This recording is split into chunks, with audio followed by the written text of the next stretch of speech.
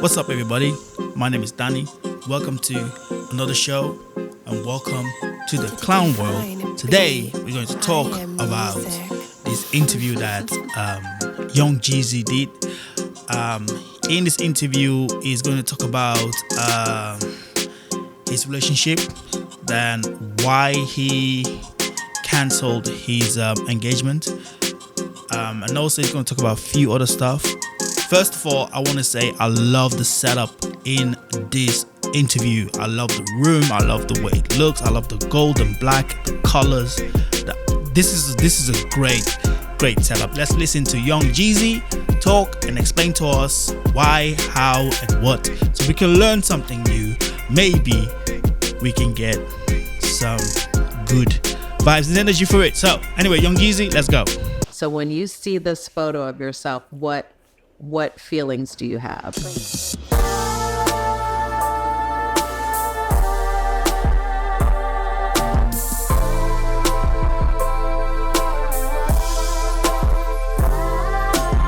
I just want to say you have to know this interview is 1 hour long. So I might finish the whole interview. I'll put a link under the video so you can go and look at it yourself. But for now, let's listen to it. Let's continue. My grandmother was very religious. Mm-hmm. She made me go to church and Sunday school and Easter speeches and all that. I didn't realize it then. I just went because I was supposed to be going. Yeah. Right? But it came to some points in my life where things just happened that was so real that there was nowhere else to go but with God. What was the activation moment of trauma for you? I think there were several things. I think the first was being left with a babysitter that was a woman that was older than me. That was older, and her, touching and doing things to me that don't normally happen to kids. Right? Like molesting. Right, basically. Yeah. So I was introduced to sex at a very really young age. Yeah. Second thing was that I had this lady that lived next door to us in an apartment. She was married to this guy. They had 2 kids, and it was around my age, and I used to hang out with them. And I was there one day, and I remember like it was yesterday. They got into an argument. Yeah. And me and the little boys was playing in the room, and I heard them, and I heard that saying before, you wait till I get back. I'll be right back. And I kind of looked at the boys. I'm like, yo, and sure enough, he came running upstairs, and he went in the closet, right? Mm-mm. And when he was going in the closet, he was thumbing through the closet, and I saw when he pulled it out, it was like a big, had to be like a silver 357. Oh my God. And I looked at them, and I immediately was like, yo, we gotta hide. Yeah. But why did you know to hide? Because I had been around that before growing up. Mm-hmm. So I went and climbed under the sink in the bathroom. Damn. And hid. And I heard some yelling, and all I heard was pow, pow, pow. He killed the wife? He didn't kill her. He shot her like 4 times. Oh my God. Right? And he ran, left us there. My mom and dad came looking for me. Eventually, they found me under the sink when the police and everything was there. But I just, they just stuck with me, right? I can relate a little bit with what Jeezy has just said. Trauma can be something that would either make you or it will break you. Already desensitized.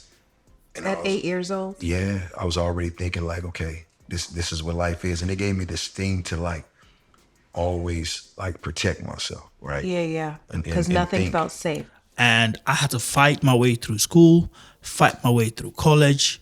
So I do understand that. Yeah, it sticks with you. Do you have siblings at this point? My brother died when we was younger. What did it do to your mother? My mother had a very toxic relationship. You and your mom? Yes. My sister's my little sister, right? Yeah. But I call her my little big sister because she's probably the only person that can talk sense into me. My relationship with my father was probably very toxic. How so? Well, because he wasn't there. Okay. I didn't have the example of what a family was supposed to look like. Right. The first thing before you marry someone, it's like, well, what is his relationship like with his mother? I feel like my mother, it came from her not being raised right. Very violent, very verbal, very cold. I just remember that I was kind of on the outside because I looked so much like my father. They divorced, and all I know is my father just told me straight up, he'll never trust another woman again, which made me go, shit. Well, what was that about? Because whatever happened between them hurt him. So one was not feeling safe and protected when you were molested. Right. Two was a void of love and compassion and acceptance from your mom. Yeah. And then the third one was, okay, now I'm going to completely disconnect from myself here because there is no love here. And I'm going to go to the streets and I'm going to hustle and I'm going to make money and I'm going to prove that I'm worthy of this love and I'm going to be somebody. Right. When I left my mother's house, I had to be around 13, 14 maybe. Yeah. And the reason why I left because she pulled a gun on me, right? Okay. And basically told me, like, you know, you're going to either do what I say, I'm going to take you out of this world type thing. I was just like, yo, Why was she so hard? I don't really know her father like that. And as I get older, I start to realize that you just never know what somebody went through. You know, one thing I love about my mother, she was spicy. Like she got a tongue that can cut half the world down. I love it. So I'm raising boys. Right. It's very interesting when you are trying to get that young boy to be a man and to go out into the world. And I would say that I do a good job of being present with them. Right. But then there's that part of me where I'm like, I don't want to raise mama's boys. I got an option to go. This here is like a very good interview. It's like a therapy session. She is explaining what she's been through. He's explaining what he's been through. You can see how Jeezy is saying he feels relaxed. She's making him feel relaxed. She's making him feel, you can talk to me. I will share with you as much as you will share with me. Like, it's hard for people to understand how sometimes it's hard for people to sometimes understand why most people don't want to share what they've been through or don't want to share their experiences in life because most people will not understand it. But in this interview, this is like, yo, this should be a masterclass of interview because this woman, I love her in all her movies. Don't get me wrong. I love her in all her movies. I've seen all her movies. She's an amazing actress, beautiful black woman. And she has this glow around her. And this is why I think Jeezy feels he can talk to her. Like, he doesn't feel like she's doing a better job than people that actually went to journalist schools and shit. This would be like, this is amazing. This interview is amazing. It's like, wow. I'm just in it for a few minutes or I'm like, yo. This boot camp. And in that camp, I was able to get my GED, learn life skills, and a bunch of different things. It was my first time being pulled away from my environment, right? So it definitely gave me time to think about, you know, what I wanted to do in my life, where I wanted to go, and it was a different type of experience because it was like a lot of structure, something that I wasn't used to. And it's crazy because I'll never forget, it was one of the times that I was there and I was getting ready to get out. But I remember we went on a field trip because it was near water. And I remember just being on a military ship, like, you know, because the waves are crashing against it. I was just like, I don't want to go back home. I might should jump over. Really? Yeah.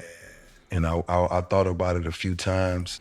It was so real. That's probably the only time in my life where I ever felt that low, that I felt like this could be the end for me. Yeah. And, you know, I buckled back down. I came home. And I definitely turned my hustle up. Like I just went about it as a business. And this is around the time that I had my son. And he made me focus on becoming a man. We are born as beings meant to be here to love. Right. That's the crazy thing though, because as I sit here at 46, I can tell you that. Yeah. But I can't honestly tell you that I've experienced love. Like, especially non-conditional. Like, I couldn't tell you that.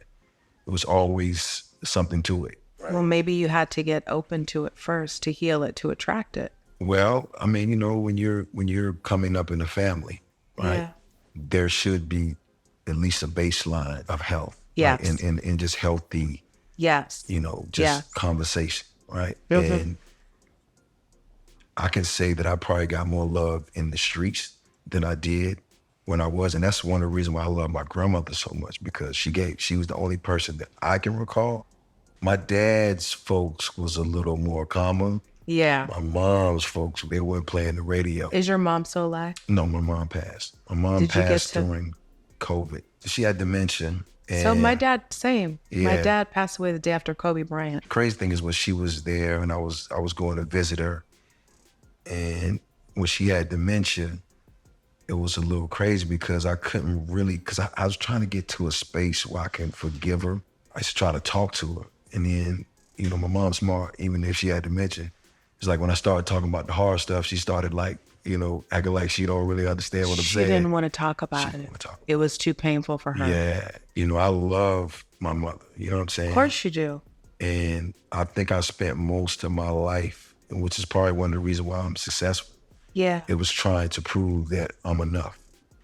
And every time I got to a milestone, there was no fulfillment there, right? Because she didn't acknowledge. She didn't acknowledge it. I'm not gonna lie to you. Like when I saw him the first time as a rapper, and I always remember this Jeannie Mai, you know. I just saw gangster. I just saw someone. I heard like, you know, you read all these blogs when you were young, and his dad is gangster. He's selling drugs and this and that. But he's telling you his story right now, and I'm like, damn. You don't know someone until you hear it from their mouth. You don't know someone's story until you hear the story from their mouth.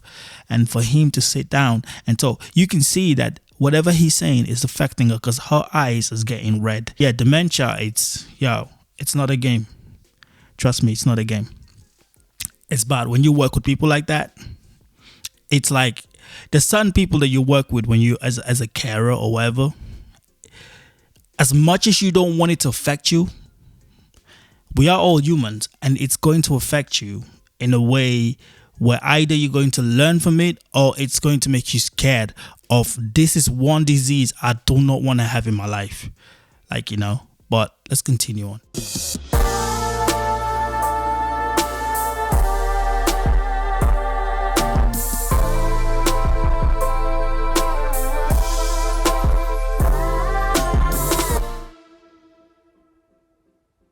I can't say this. You know, lately I've definitely been on my journey, so I've done a lot of work. One of my uncles just passed, and he's one of my favorite uncles. Everybody who knows my music know I talk about him. He's my first uncle that gave me $20, and I flipped it a zillion times, and that's how I'm here. Yeah. And his name was Bo Slick, and he gave me his disability check. Well, he passed last month. Ugh. And That must have been tough. it's crazy because I went to the funeral home in our hometown, and I went and saw him, right? And I hadn't seen him in a while. And I said, he had a smirk on his face, and I was like, look at Slick, he's still giving him hell. Boy, he think it's funny. Yeah. He gone. But it's crazy because he was laying in the exact same place, the last place I saw my mom. And so on the way back, I tell my driver, I give him an address, and I say, yo, take me to this address. And we pull up, it's like an old church. And my sister has it set up nice out there. Well, we set it up nice where my mom's buried, we got like a bench and all these things. She has a crown on her stuff. So it's really beautiful. Yeah. Right? And it's peaceful. And I went out there because I had some life changes that was going on. And I wrote her a letter on the way there. And I sat down and I read the letter to her. I told her about her new granddaughter, how amazing, beautiful she was. I told her that I'm working on my relationship with my son. Mm-hmm. And we're in a kind of cool place. I told her about my middle daughter and how beautiful she's turning now. I told her about, you know, my life changes and the things that, you know, that I'm concerned about, some of my fears, you know what I'm saying? Yeah. And, you know, and I basically forgave her. Ooh, that's good. And the basis of the letter was to tell her, you know, everything that was going on in my life. And, you know, even if she's not proud, I understand. What did you say in the moment of forgiveness? I understand what it's like to raise a rebellious kid. I understand what it's like to have your own wounds, that your work that she need to do, right? And she didn't get a chance to do that. And I understand that maybe she had a different way of loving me that I didn't understand. right? And because my mom the type of you, if I go to the basketball court and get jumped, she gonna take me around there to fight everybody one-on-one. Me too. Right. I'm You taking know my what I'm saying? kids too. She's like, come on, him first, him second, And him I got third. your back, Right, and the right. Vaseline's in the car, And and that's I'm gonna it. take my earrings off, There you and go. let's go. Yeah, that's her. But do you understand that that was her way of loving you? Well, this is what happened. And this is, I'm gonna keep it a buck. This was like, I was in LA, so this was like maybe 2 nights ago. On early morning meditation. I meditate in the morning. And I was meditating, and I had a vision that I saw my mom. And I was talking to her. We was just talking, and I just asked her, I said, you know, I forgive you, but can you forgive me? For Not for taking what she gave me and embodying that, right? And having that same type of energy. Because when my mother died, I didn't grieve, right? I didn't grieve I at didn't all. cry. I didn't not at all. nothing. And I asked her to forgive me for not sending her off right. One thing I learned about life now is that even if somebody treats you wrong, right? It's how you react or respond. Absolutely. Right. That's So been I the can't- biggest lesson for right. me. And I can't look at what she did to me and then react. Right. My response is what we had, and I promise you, like I sat there and I explained to her, you know, the things that affected me and why I couldn't connect at that moment, and that, you know, she asked me for forgiveness, but I wanted her to forgive me. It's like we left in a gray space, right?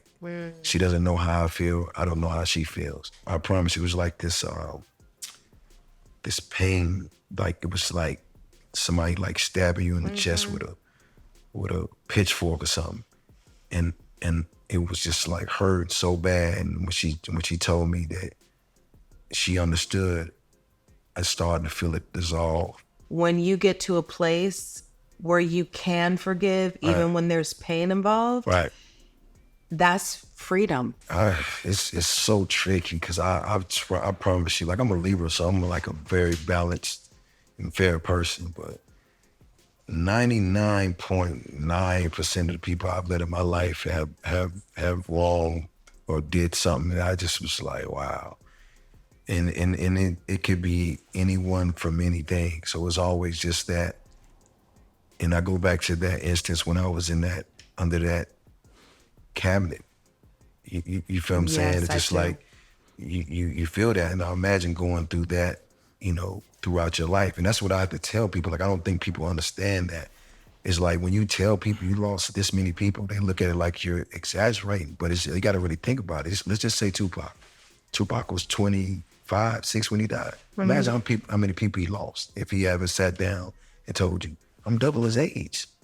I lived past him. So I've lived 4 or 5 different lives. As you had these different versions of self, right? Did you feel connected to the experience, or did you have an awareness to say, I know that what I'm doing is wrong, but this is what I have to do to survive? Well, this is the thing. Oh, look, Jeezy, man, he got money, he got chain in it. No, these people have stories to tell too. These people are entertainers. They are entertaining you. People like Chris Brown, all these people, they all are entertainers. These people go through pain and they suffer like you. They cry like you. They have emotional feelings like you. Don't think just because you see someone on TV flossing money, throwing it here and there, you think, oh, this person is living a very good life. I'm telling you, just like how some people are broken, these people are broken too. All of them, no matter how big the star is, no matter how popular they are, they all have their own story. They might have a life that you might want to live. They might have the house that you want to live in. They might have the money that you wish that you were ever going to spend, but you never can spend. But I'm telling you, at the end of the day, they have their own story, and their story is as messed up as yours. They're not better than you. These people are not better. I don't even think most of them claim they are better than you. They're just in a different position than you. They just have a different type of way of living than you. Not saying that you can't live that life. You can. But your road to your success is not the same road they walked. So early on. Yeah. I was a visionary because Yeah. I always see things. And I noticed that I was a disruptor because I find myself going with the not so popular decision, but I know what's right in my heart, and I'm a problem solver. And going backwards, like God gave me a gift. I understand that because he kept me safe, he kept me alive, he kept me free, and he made me successful in a sense. I hadn't gave anything back to him yet, which is why I lost my voice, because I tore my vocal cords in the beginning of my career, which is why How did you do that? not knowing how to perform and tore my vocal cords. Did you have to have an operation? Yeah, and I didn't have insurance. I got 3 Lamborghinis and no insurance. Yeah. I had insurance on my cars and didn't have insurance on me. I had to pay for it with a brown paper bag. After that, I did my praying. He got me out of it. And then I got hit with Bell's palsy. And my face was crooked. That's like one of the last time I talked to my mother, because I told her I was scared. I was like, I don't think my face will ever go back again, because it was like crooked. And But do you remember what happened when? Because that's a emotional nerve well, thing. I wasn't taking care of myself. I was drinking Cristal for breakfast and Waffle House. Oh my God. Yeah, I was 260. I was just in bad shape. I got an album out that's doing well. Yeah. I'm going around the world. I'm at war. You know what I'm saying? I'm losing friends left and right. I'm at war with people who have, at the time, way more money than I did, and more influence and power. Yeah. And it's like I'm just holding my own, right? Again, under that sink. And it's just like the same people that told me they was my brothers, now they trying to kill me. Like, imagine that, right? And this ain't like around the corner. This is state to state, right? Yeah, so yeah, now yeah. I'm dealing with all this and I'm trying to navigate it. And, God got me out of that again. Look, I think it's really important for Black men and Black women to have these conversations. I don't agree. think we have these conversations enough. Agree. And I think it's a really tragic place when there's a person who's afraid of intimacy, right? Because intimacy is the trigger in which we can actually start to unpack ourselves. Are you guarded? Because you seem guarded. Yeah, very. One thing is my relationships have been very much on the surface when I started losing a lot of people, right? Because you don't Are want you to talking get about to love relationships or homies, like people? homies, and then even love relationships I've been in where, people just ain't right. You do realize, and I've had to learn this too, because I can be if you meet someone who say they love you when you have nothing, and together you build something and you still together, I can consider that as a real love. Sometimes it could also not be real love, but most of the time that's real love. But if I meet someone, and if I'm already famous and I have money and I have like loads of money, cars going all the way out until the main streets, and I meet someone, I'm going to be very, very, very cautious if that person that's with me is with me because they want to be with me. Or are you with me because you want to get what I have?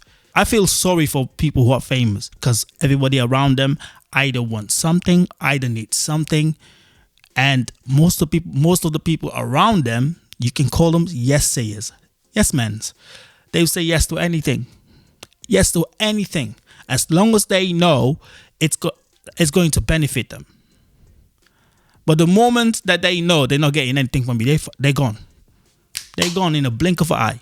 You lose your money today when you're famous. Everybody that you know, all the places they used to go, all the clubs, all the bars, they don't even want to know you no more. They don't even talk to you. Sometimes when they see you on the street, they just cross over. Everything about this industry tells you have to be a certain version of yourself that people expect you to be. But see, that's the thing. See, I go That is so true. Yeah. because my situations are dire, right? Because if you're not guarded, Then you're dead. there you go. And, if you're not guarded and you're not smart, then you end up in prison. If you're not guarded, you're not smart, then you're up in these situations where, you're on the losing end. Then going into music, it didn't make it any better because now this same type of energy follows Now you're an you. act. But see, that's the thing. That's where the imposter syndrome get reversed. Yeah. Because it's not me. wanting to be like them. It's them wanting to be like me. Right. I'm the truth. I ain't his daddy, his cousin, his uncle, his brother. I'm him. Like, there's nobody that I know that's walked this path of life that I walk that can stand while I stand and say I did the things that I did. Anybody who really has common sense knows that, right? But I want to ask you, how do you know that I'm guarded just by having this conversation? Because I'm from where you from, and I see it. Game talk that recognized talk. game. Talk Game that talk. game recognized game. I see you're guarded too, though, a little bit. Just a Well, little bit. yeah, I am. Yeah. I'm what guarded. would make you guarded? Don't fuck with my kids. Mm-hmm. That's like off limits. Right. Not even a little bit. And if you do, Mm-hmm. you will hear from me. That comes from me not always feeling safe as little Nia, Right. and me not wanting my children to ever not feel like they don't have me active in their lives as their safety. I love my son. I think he's an amazing guy. I think he's very charismatic. I think he got all the things, but I think that the way I've tried to love him over the years was totally wrong, not his love language for one. And I think the things that I instilled in him as a youngster, that doesn't serve him now. I had a really public breakup recently. It was a wake-up call for me in the sense of like, okay, you're going to do this on your own and you're going to be fine. Right. And you're not going to worry about what anyone thinks and has to say. Because the relationship was rocky for a very long time. So, because I don't believe another person can break anyone up. Right. Like, I don't buy that, right? To your point with your son, I think my older son saw me trying to keep the family together, but I had to come to a place where loving myself was bigger and more important than saving anybody. Well, if you got to save your star player, if your star player is not doing good, the team Can is... we not talk players? Oh my God, that's where I was. I lived in South Central LA. That's what it was. Wow. I would have never thought that. Really? Nah. But going through She go, really? your trials and tribulations, like Yeah. She go, what? working on yourself, like we Yeah. all are. Do you feel I was only that dating bad boys. you're okay? Like, not what people are supposed to see and supposed to think. You.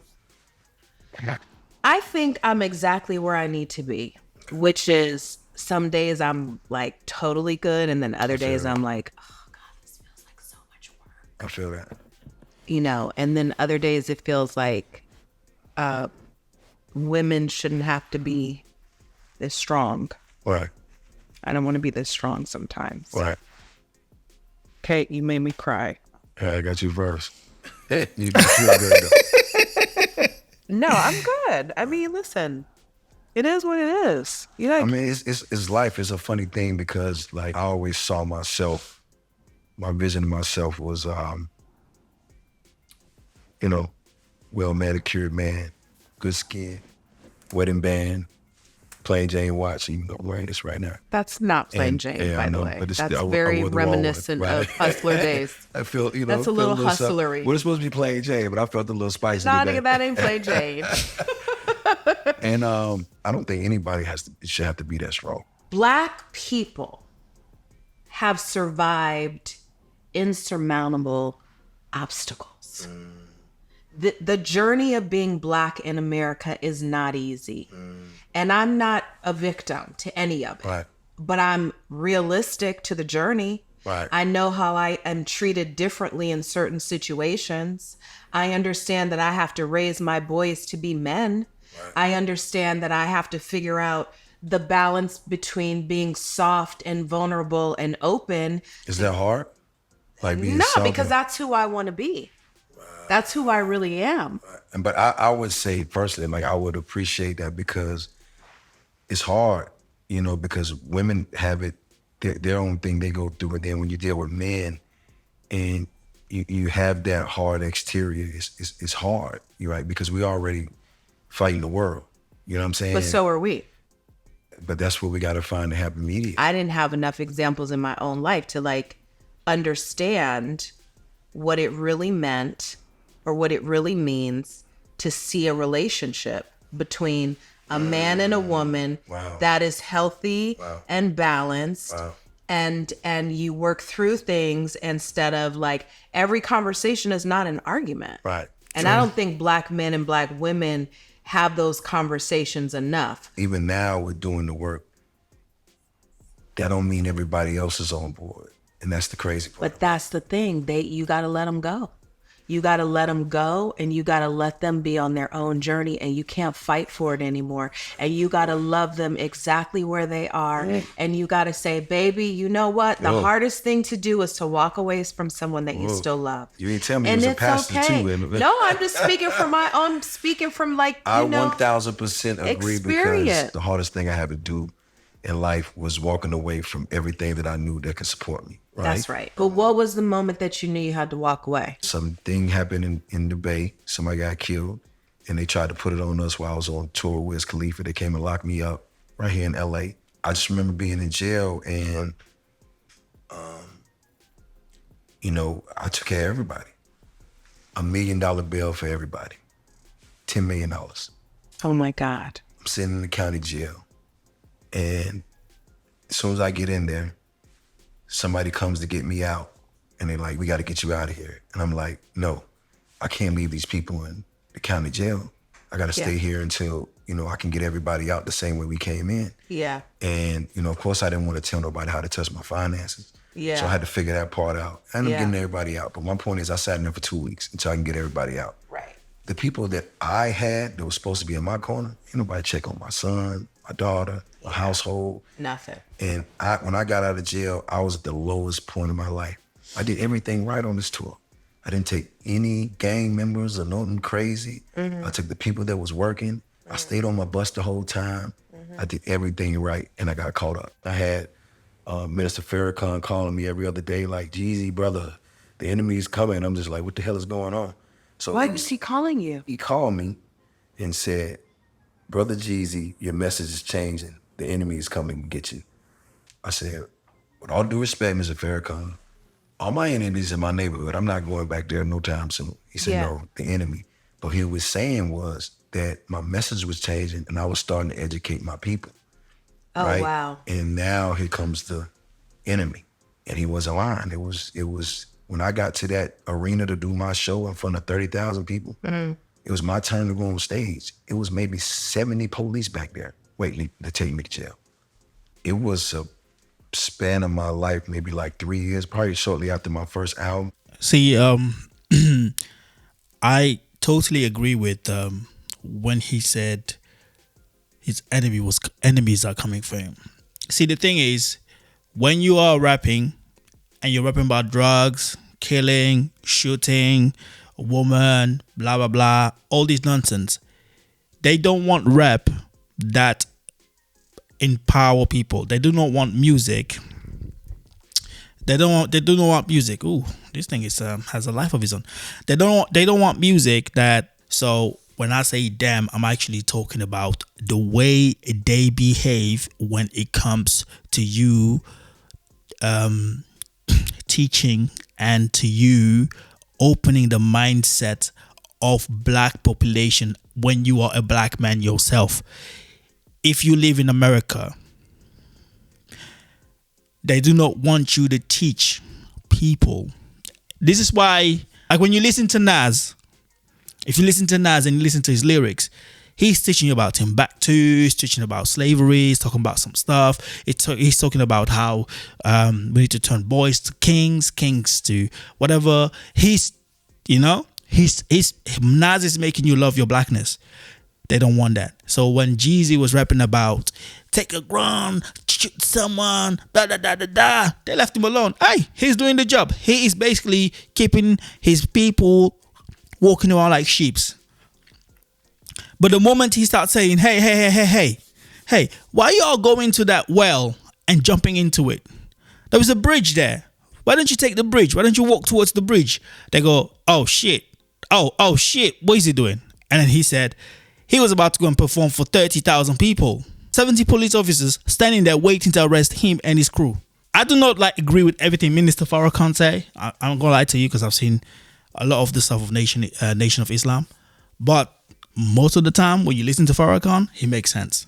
most of the time. Do you realize what that does to your psyche, just leaving the house thinking like, I got to make sure my shit is fly if I get killed? Boxers, everything. I want to wear the best boxers. You're like, brand I new will socks. not have any holes in my underwear. I promise you, that was my life. I didn't understand how I was gonna even make it out, right? And that's where all the drinking came in, because now I'm trying to self-soothe. I'm trying to Were you an numb. alcoholic, you think? 1,000%. Did you go to like AA or did you just... Nah, I just stopped. You stopped. Because my mom and my dad, they was, my mom's side of the family, they drank a lot. And when I was leaning in on my vices, I started to notice that there was a couple of things that happened a few times where I wasn't sharp. And I was just like, okay, if I don't stop this, I'm gonna get got. And then I would just like back away from the alcohol. And what I would do is, well, two things. The first thing is I wanted to get healthy. So I dropped 60 pounds, got myself together. This was right before the recession, because any time in my career before, from Streets is Watching to the recession, which was about 6 years, I was out of it. Like I was leading men, right? I went everywhere with 150, 200 people. In every city I went to, it was another 300 waiting on us. It was like a real thing. And I was leading everybody off the end of a cliff.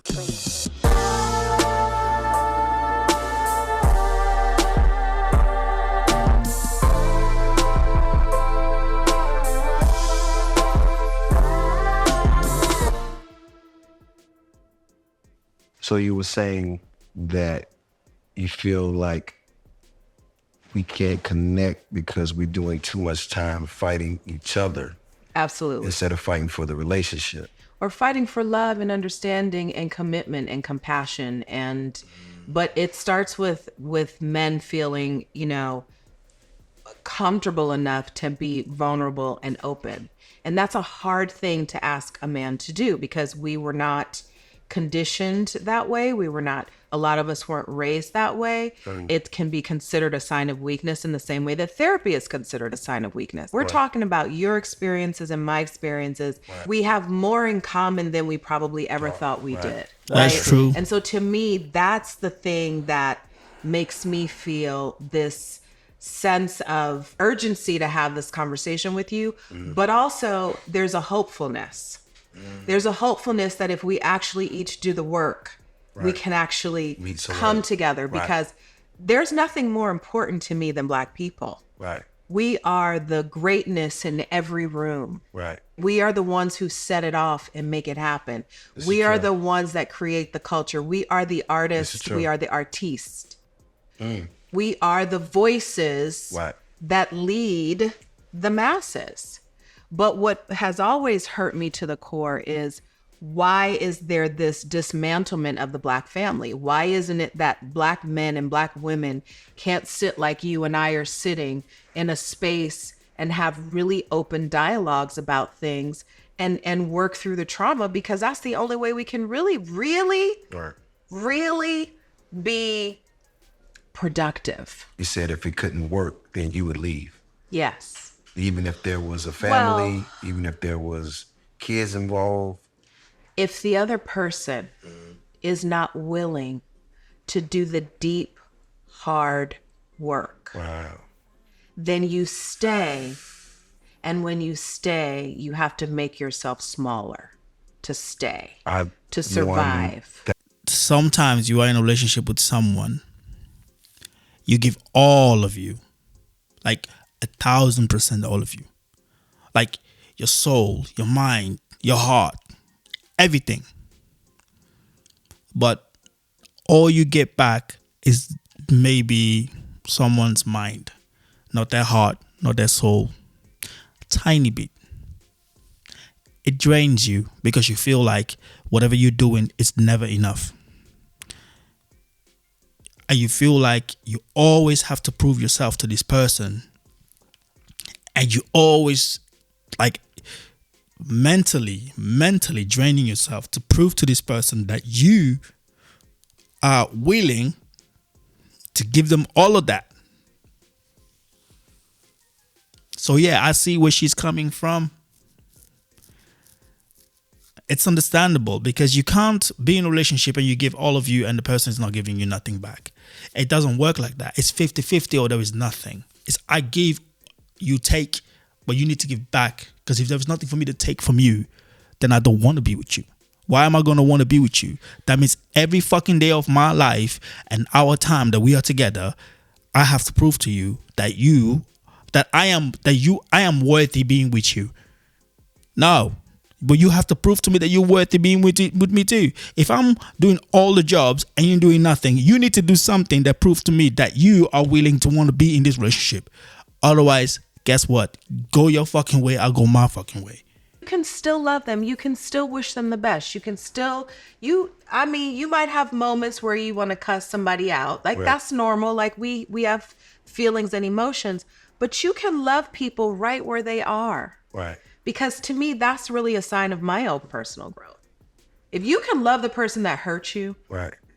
But you mean love them from afar. You love them from afar. Right. You wish them well. You bless them on their journey. And you hope that the next time around that they have the opportunity to do the work, that they do the work. What happens when you're a man and you want nothing more than that, right? And that's not what you're getting on the other side. And there are kids involved, right? And there's somewhat love there, and you understand that somebody else might have their thing, but they're not taking this journey with you of healing, because I think love is two people healing together and giving each other the space to do so. And the thing for me is, when I went to visit my mother that day, a relationship where you only see your partner, where you're trying to make all your life just about that one person. It's not healthy. You need to have a relationship where you can do you and your partner can do them.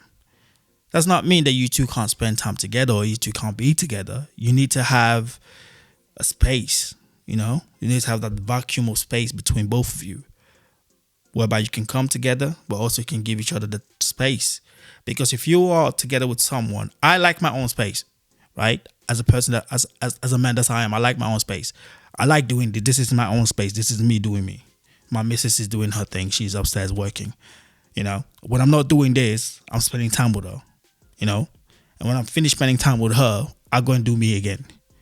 I like my own space. We live in a house that's so big that we can both have our own spaces. You gotta have your own space. You gotta create your own bubble. When you are in a relationship with each other, just because you love someone does not mean you have to be clingy. Clingy relationships never work. For me, at least, it never fucking works. Stressful as somebody just constantly wants your fucking attention. It is stressful. It is, it's mind consuming. Yeah, it's crazy. It shouldn't be like that. It shouldn't be like that. Any relationship like that is not healthy. It's not healthy at all. If you can't give your partner the time and space to breathe, something is wrong with you. You need to go and check yourself, because you need to evaluate yourself as a human being. Why am I like this?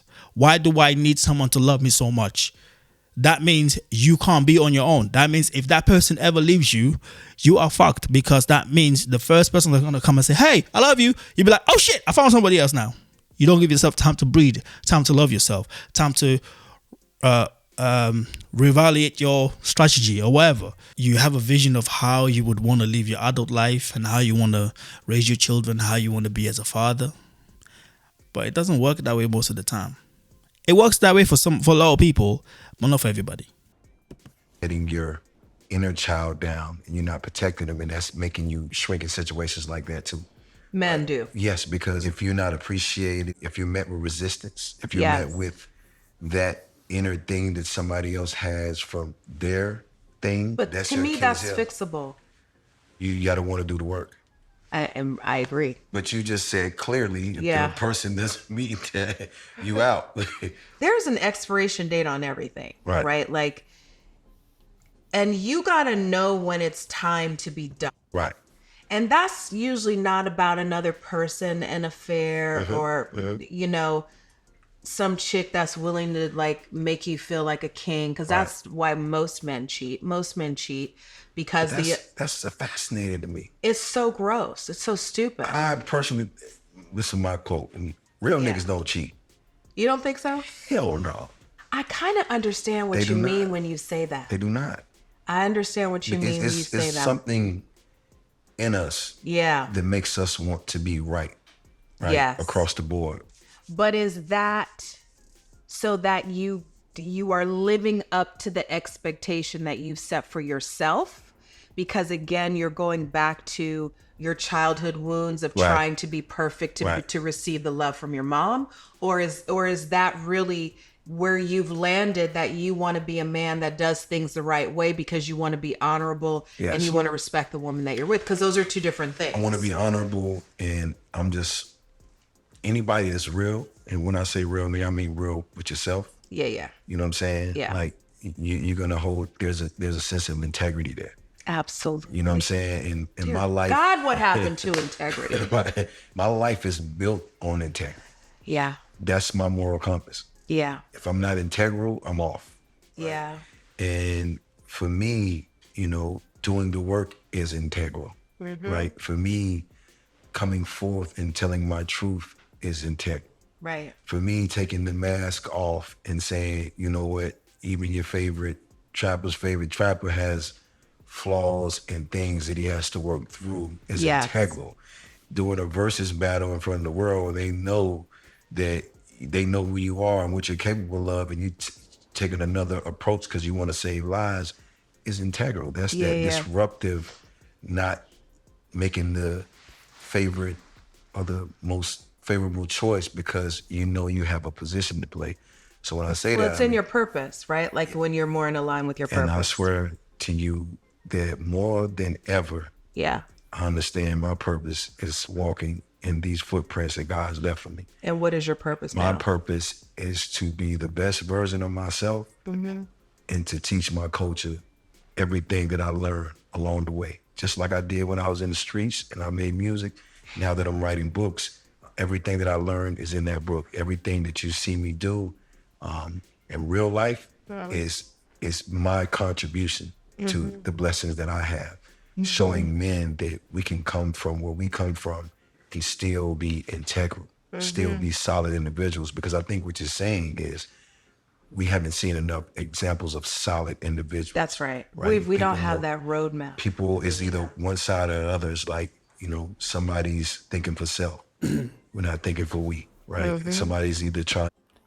Have respect for Jeezy for doing this, like, mad respect. I had already love for him, like, back in the heydays when I used to listen to all of his songs. When